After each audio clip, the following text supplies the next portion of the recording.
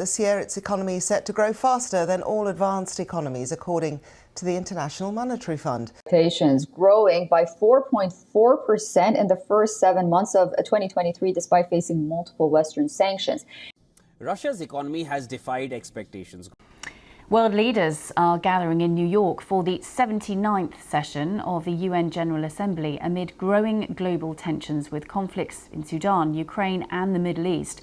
A few years ago, someone would have been laughed at if they said the world economy could get by without Russia and its riches. That thought doesn't seem so crazy anymore.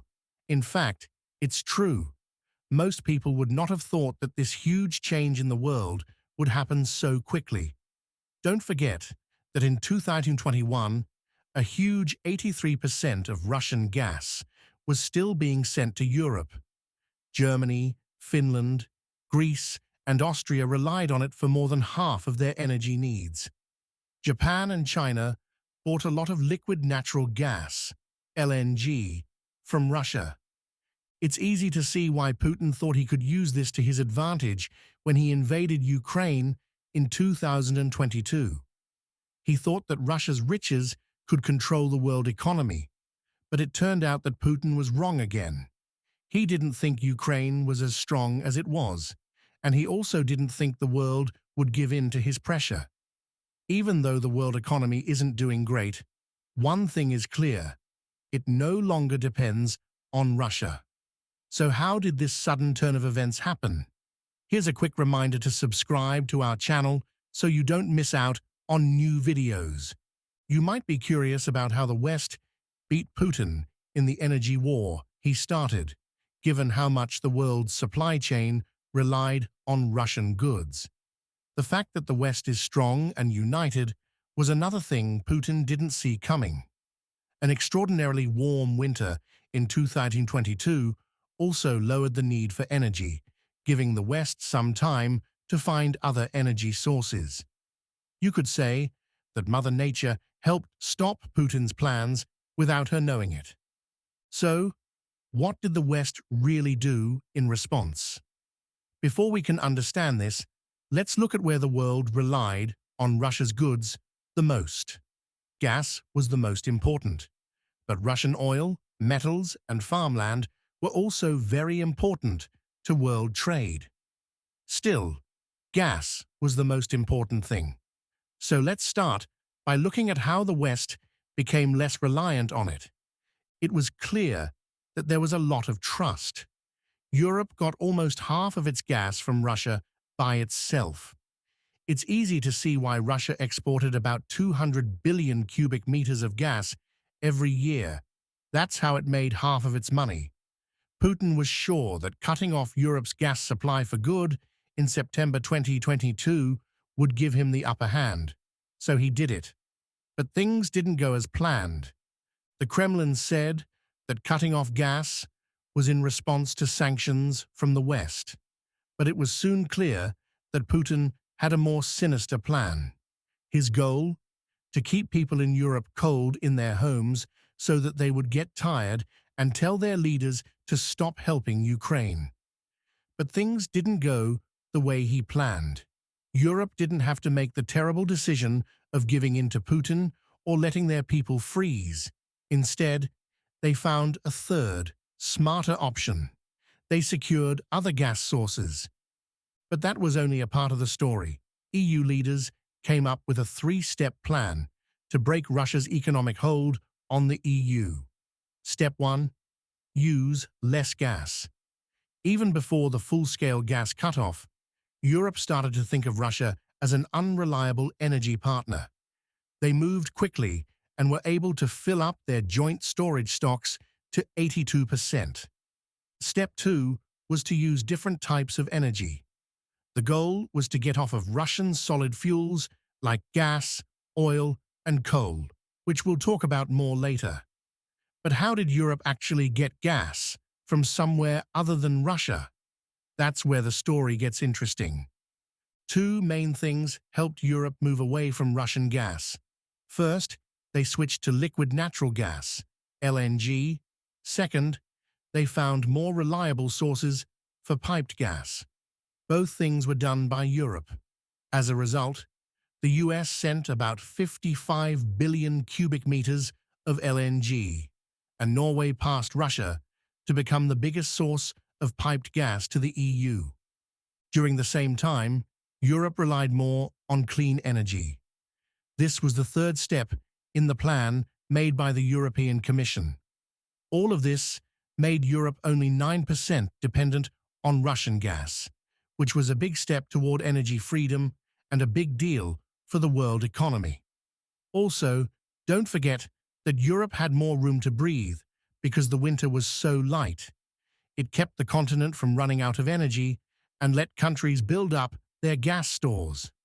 At the beginning of 2022, Germany's gas storage was only 54% full. By 2023, it had grown to an amazing 91% full. Many European countries are now following Germany's lead, which means the continent is better prepared to keep going while it fully switches to alternative energy. The long-term goal is to increase LNG capacity to more than 200 billion cubic meters, which is the same amount that Russia sends out every year. Should Europe be able to do this, it could fully replace Russia's gas exports and take Russia out of the lead in the world economy. But why LNG? Also, where does all this LNG come from? Let's look into why this change happened. LNG, liquefied natural gas, can move around without pipes, but piped gas does. Instead, liquefaction turns natural gas into a liquid that is shipped across seas in tankers. When it gets to its final destination, the liquid is turned back into gas. Even the United States, which exports the most LNG, didn't start using this technology in a big way until 2016. As demand rises, LNG markets around the world are growing quickly. China, which used to be the biggest importer of LNG, is now focused more on energy sources in its own country, which makes more LNG available for Europe. Because of this, and the fact that there is already enough gas on hand, there is less demand for it. This is why the global economy is supposed to get better after this rough patch. We've already talked about gas, so let's move on to oil. Russia has been a major player in the oil market for a long time. At its peak, it exported up to 9 million barrels of oil per day. That number was still very high in 2021, at 7.9 million barrels per day. As the US and Europe talked about banning Russian imports, oil prices went up by almost 20% after Russia attacked Ukraine. In the end, the G7 put limits on oil prices to stop Russia from making too much money from selling oil. In response, Putin stopped selling crude oil to countries that agreed to the price caps. This will happen from February 1st, 2023. As Putin had hoped, this move would have caused oil prices to rise sharply once more. Prices went down, though, instead of going up. One thing became very clear after this shocking outcome. The world no longer needs Russian oil. How did this happen, though? The story with oil is the same as the story with gas. New oil sources kept coming on the scene, quickly replacing any lost Russian oil with little trouble. Some countries, like the US, Canada, Brazil, and Venezuela, stepped up their oil production in the second half of 2022 and reached 4 million barrels per day. Even better, the price of oil dropped to levels lower than they were before the war. This meant that Putin's plan to change prices didn't work very well. Putin seems to have gotten the message. Russia's Deputy Prime Minister, Alexander Novak, said in December 2022 that the country was ready to cut its daily oil production by 700,000 barrels. But things aren't always easy. Arabia, which makes the most oil in the world and is meant to be an ally of the United States, seems to be working with Russia to drive up the price of oil. They cut back on oil production through OPEC+.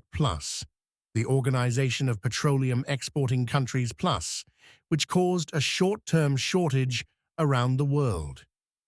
This plan didn't last long, though. Once more, the West worked together to bring attention to OPEC Plus empty capacity. This stopped Saudi Arabia from always helping Russia out. Also, Saudi Arabia isn't the only partner that has turned away from Russia. Turkey was also very important in stopping one of Putin's other economic bets, which was in agriculture. Putin blocked Ukrainian supplies and attacked agricultural facilities to try to turn food, especially grain, into a weapon. But Turkey helped make a deal that let Ukrainian ports open again after a long boycott. This stopped another one of Putin's plans to control the world economy by controlling food supplies. Here's another quick reminder to subscribe to our channel and hit that bell icon to not miss out on new videos. The president of Turkey, Recep Tayyip Erdogan, did the right thing when he said that Russia could send more goods and food through the Black Sea grain route. This helped make the deal for Ukraine's ports to reopen. Metals are the last big piece we need to talk about. Russia has always had a strong place in important metal markets like those for nickel, titanium, and palladium. People started looking for other places to get metals because they thought Putin might also try to turn them into weapons. In order to protect supply chains from possible problems, the US woke up its dormant strategic reserves of important metals. When you add in the new mining projects in South America and Africa, it's clear that even Russia could lose control of its metal sources in just a few years. The markets for cobalt and nickel are already changing a lot, and more supplies are on the way soon enough to cover any gaps that might happen in the next year or two. After this, what does this mean for Russia? With almost no debt left in the world economy, these brave steps by Western countries have taught Putin a hard lesson.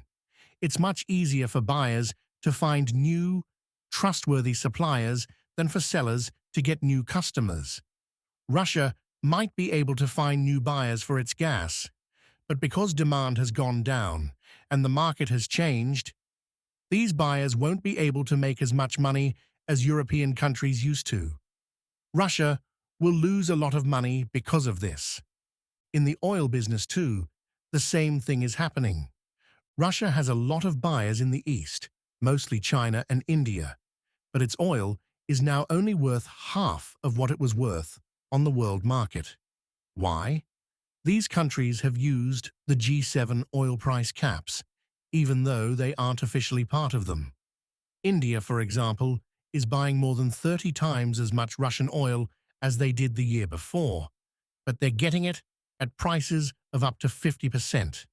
Russia is in a tough spot, so these sales don't bring in much money for it. So it shouldn't be a surprise that the Kremlin's economic reports are becoming less and less accurate. Russia used to update its foreign trade data every month. This included important numbers like oil and gas production, export amounts, capital flows, financial reports from big companies, and numbers for foreign direct investment. Now these reports are either missing parts or are not available at all, and any bad metrics have been conveniently left out. A lot of government bodies are following this trend. For example, Russia's Federal Agency for Air Transport stopped putting out numbers on how many people use airports. These desperate steps point to one conclusion. The international sanctions and group activities are having an effect, and Russia's economy is quickly failing apart. So, does Russia no longer have any economic power? If you ask Putin, he will say it's not true. He keeps pushing the same old story, trying to show that he is strong and resilient, because he is not one to give up. But let's give his claims a chance for now. We should look at Putin's main points of view to see if they are true or if they are just desperate claims from a leader who has no other choice. The pivot to the east comes first. Putin often says that Russia would do better if it stopped sending gas to Western countries and started sending it to Asia. However, this plan is not as easy to carry out as it sounds, at least not for the time being. Why? Piped gas, which makes up more than 90% of Russia's gas capacity, brings in most of the money for the country. Liquefied natural gas, LNG, doesn't play much of a part. Also, piped gas needs pipes, as the word suggests. Russia has a good network of pipelines, but most of them go to Europe. Many of these pipelines go through Ukraine. It's clear that this goes against the idea of shifting focus to Asia. Even worse, the pipelines that bring gas from eastern Siberia to Asia can't be linked to the pipelines that bring gas to Europe. In order for Russia to make this change, it would have to build brand new pipes that go east. This is a big deal. Building new pipelines takes a long time and is hard to do. It also needs a lot of money and time, which Russia doesn't have a lot of because it's still dealing with the effects of the war on its economy. Russia has started working on some of these pipeline projects, but it will be years before they're finished, if they ever get there. Another big risk is that Russia's economy will fall apart before these pipes even start working. Let's play the devil's advocate role for a moment and say Russia does build this pipeline system that goes east. It's not likely that Russia will ever be able to send as much gas to Europe as it did before the war, even if it does build an eastward pipeline system. Russia used to send about 170 billion cubic meters of natural gas to Europe every year. These days, it only sends about 16.5 billion cubic meters to China, which is its biggest friend in Asia. Because of this huge difference, any pipeline projects that try to connect Russia to Asia look like a huge waste of time and money. Russia might not have any role in the world economy at all by the time these routes are finished. Still, Putin keeps saying that Asia is a great place to sell energy. Russia does sell more oil to Asian countries, but it costs a lot. In the past, Russian oil was sold at high prices, and discounts rarely went over $5 per barrel. As buyers like China and India work hard to get better deals, discounts have grown to $35 per barrel. Russia's oil market has almost no other choice, so these big discounts have become the standard. Things don't get better, though. Russia has traditionally sent much less oil to Asia than to Europe, just like it does with gas. Russian oil ships need about 35 days to get to East Asia, but they only need 2 days to get to Europe.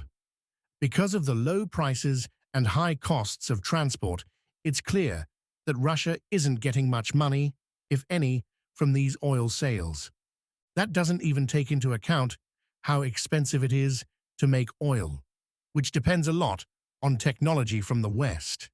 This is a bad situation for Russia in every way, and a big win for countries that want to lower Russia's power on the world stage. It's not a surprise that Putin doesn't see these problems. Instead, he talks about how safe Russia's finances are and how they have hundreds of billions of dollars saved for emergencies. The message is clear. The Kremlin has enough money to keep doing things that make things less stable, even if they don't sell oil and gas. But is this really true? There is some truth to these claims, but Putin has changed them to fit his story. Russia does have a lot of rainy day funds, but they aren't a magic bullet. One reason is that Russia's foreign exchange reserves are frozen, worth about $300 billion because of bans from countries like the US and Japan. These funds can't be reached, and there have even been talks about using them to help Ukraine rebuild. On the other hand, Russia is quickly running out of its other reserves, losing tens of billions of dollars since the war with Ukraine started. Russia's huge budget deficit in 2022 is another sign that it is having money problems.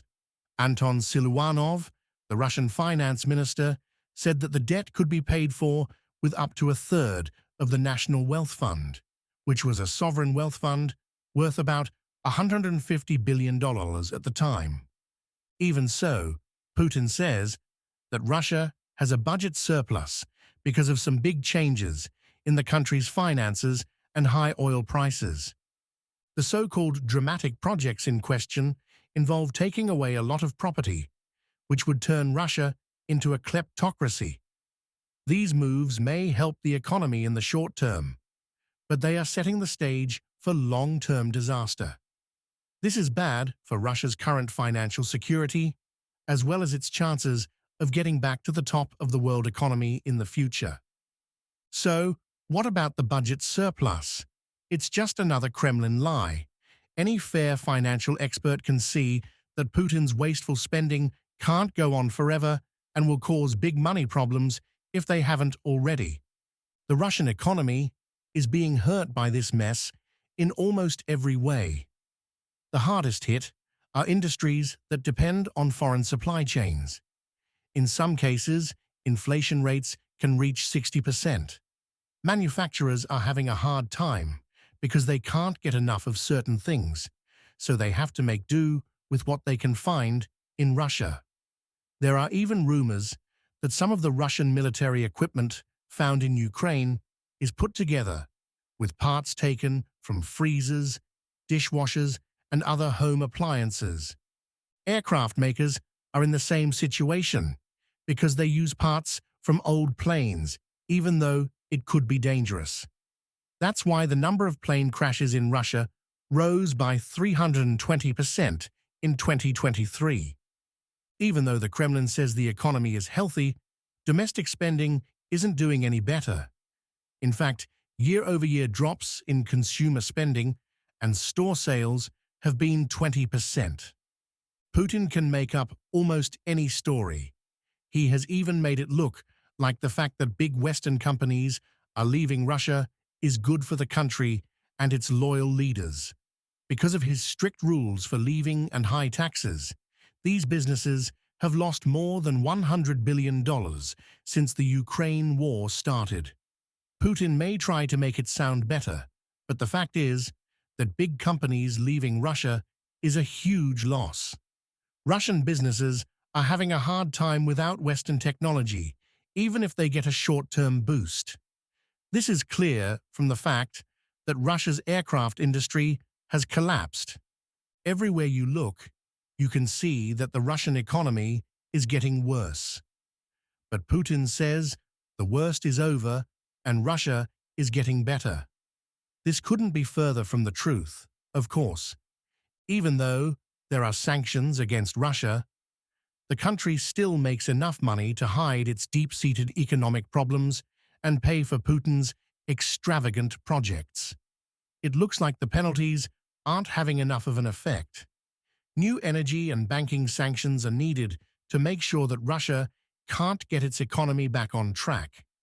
These are already being talked about among Ukraine's friends, and they would probably be the last straw for a Russian economy that is already in bad shape.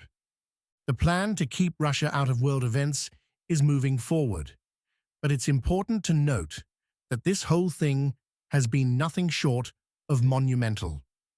Every time the Western partners win, they have to deal with new problems. It doesn't matter how well the world economy improves. The war in Ukraine has changed the way trade works and the way supplies are delivered. Let's learn more about these benefits. We've talked a lot about how to find other gas sources, but we haven't talked about how much they cost yet. European businesses and people have had to pay a lot more for gas since the war in Ukraine started. This price increase is one reason why some experts think it might be time to get oil from Russia again. On the other hand, Europe is determined not to happen. When gas prices went up, European governments stepped in quickly to help customers by giving them tax breaks and other financial aid. It happens all the time. Russia tries to mess up the world economy, and Western allies quickly react with their own plans to fix the problem. It's clear that Russia's problems aren't as bad as was first thought if we look at how other countries and businesses have changed over time. It's possible that the rebuilding process will be long and hard, and the world economy may not get better right away. However, it's becoming clearer that Russia won't play a big part in it. What do you think? Are you sure that Russia can't get any more control over energy and commodities? Or do you think that Putin can still shake up the world economy and its recovery? Let us know in the comments down below. Thanks for watching. Whenever a crisis breaks out, China is usually on the opposite side of the West, be it trade or even the pandemic. Beijing has a history of anti-West stance.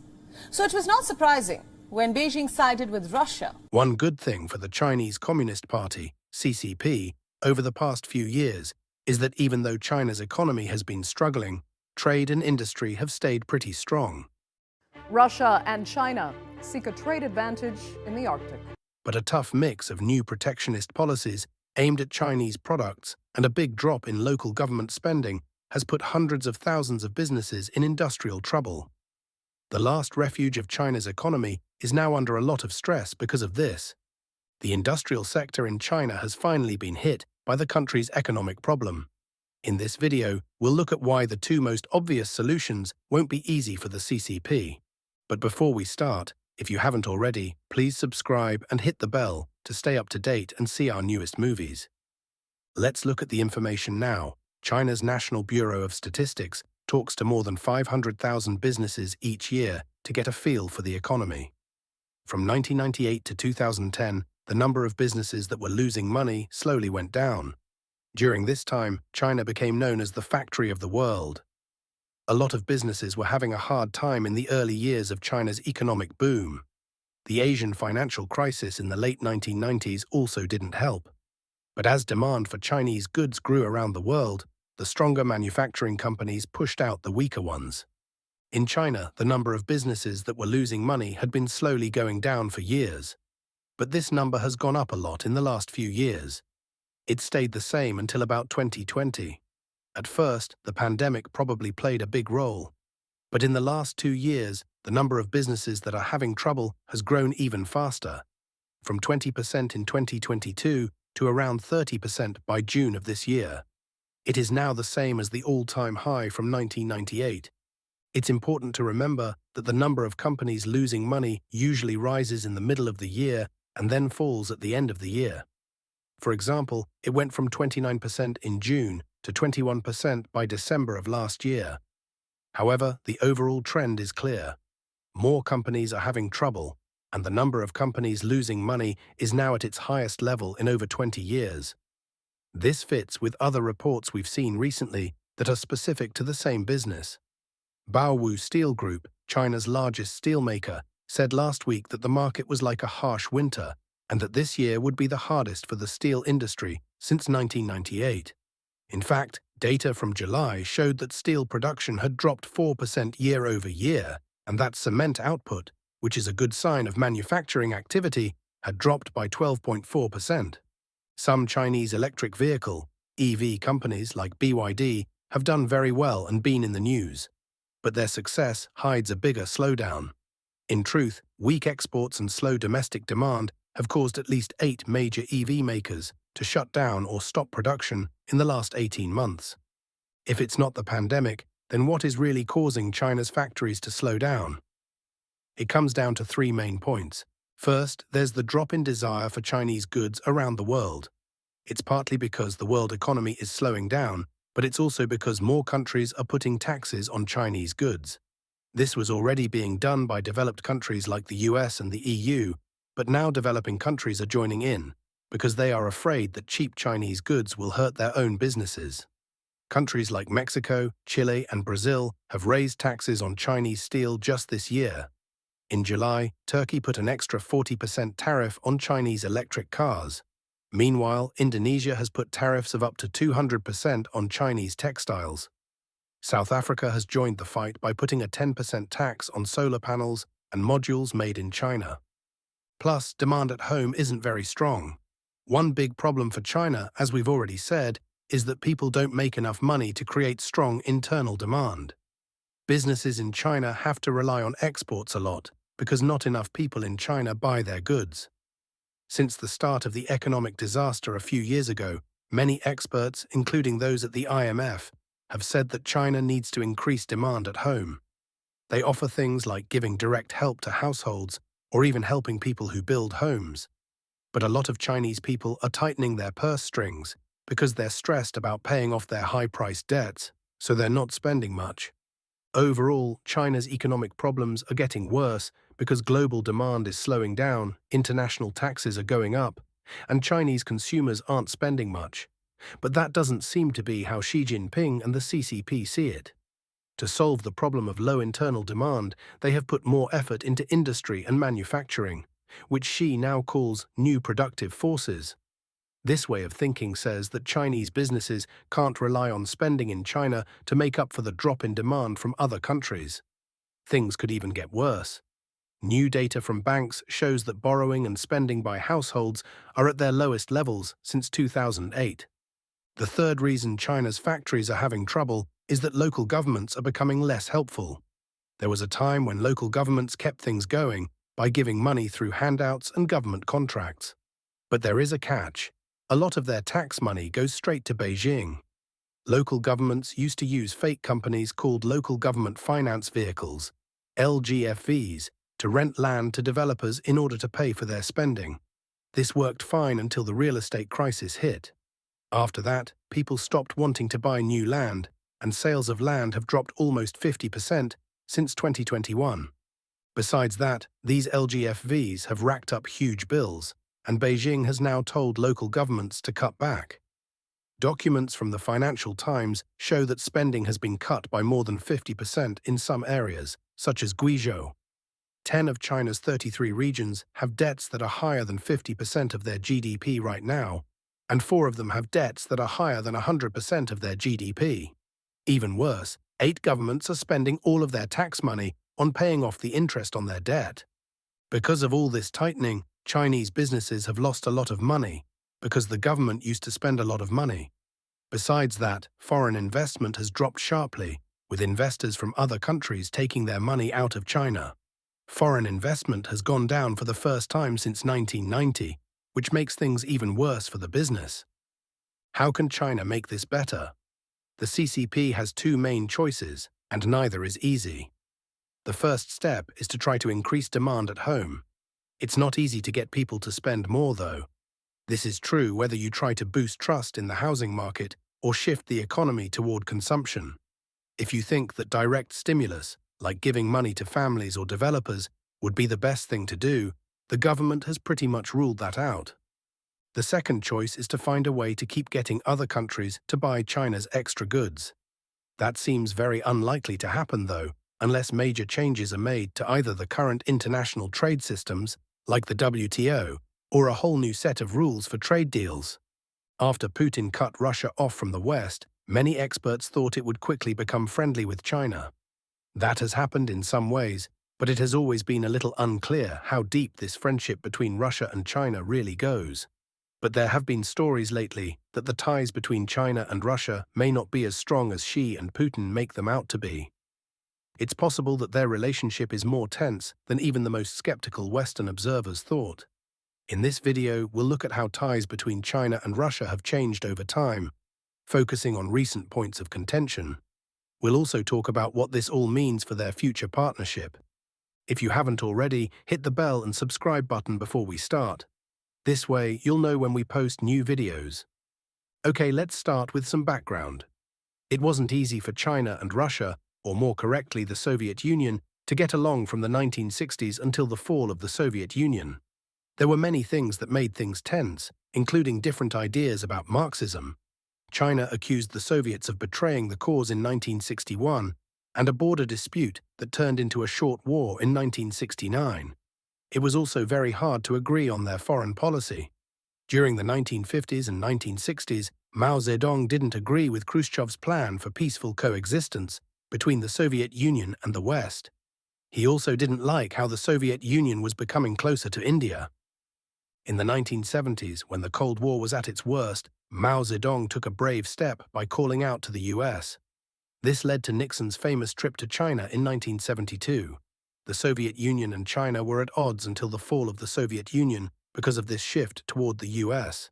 As a result of becoming much weaker in the world, Russia had to change its foreign policy to be more polite. When the Sino-Soviet border agreement was signed in 1991, it ended the two countries' long-running border issues. Then, in 1992, they said they were working on a constructive partnership. By 1996, it had grown into a strategic partnership. They signed the deal of good neighborliness and friendly cooperation in 2001. It sounds like the friendliest deal ever.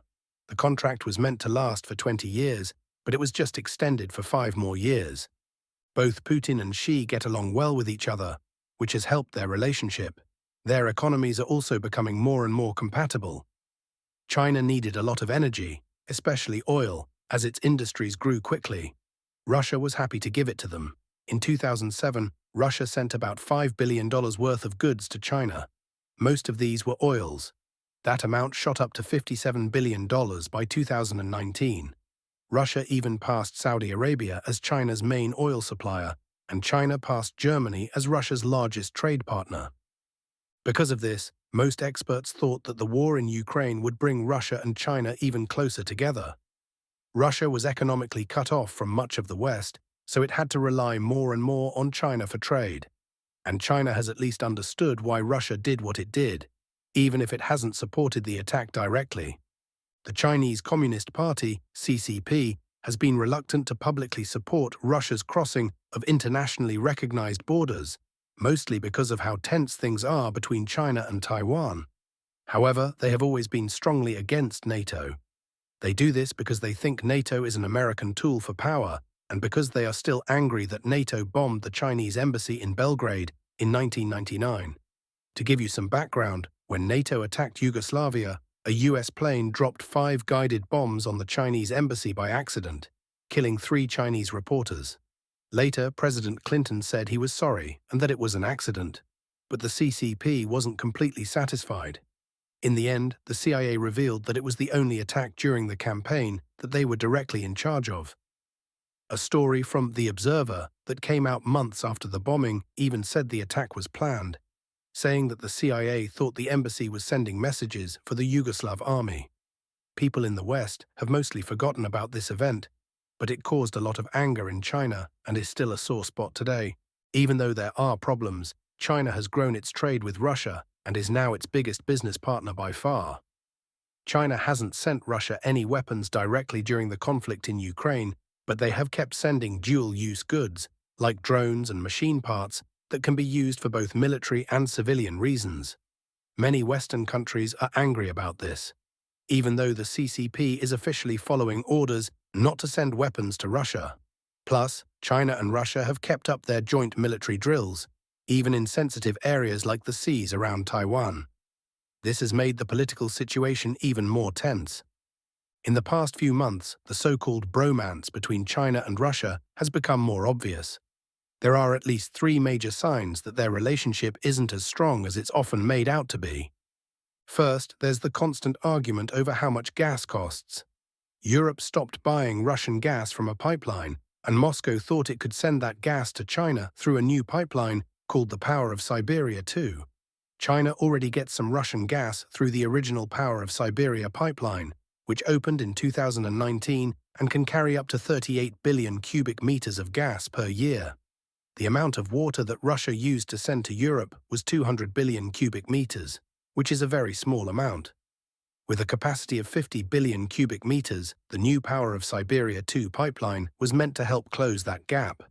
But after 2 years of talks, building hasn't even started. A story in the Financial Times says that this delay is because China wants Gazprom, Russia's state-owned energy giant, to sell its products at rock-bottom prices.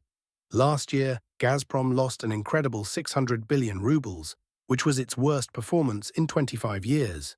China probably takes advantage of the fact that Russia depends on it as a major export market to get Russia to pay less for its gas than it would from other sources.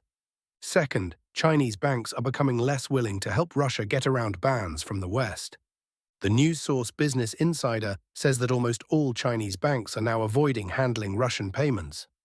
According to the Financial Times, the Kremlin is angry that Beijing won't use state banks to get around sanctions and boost trade.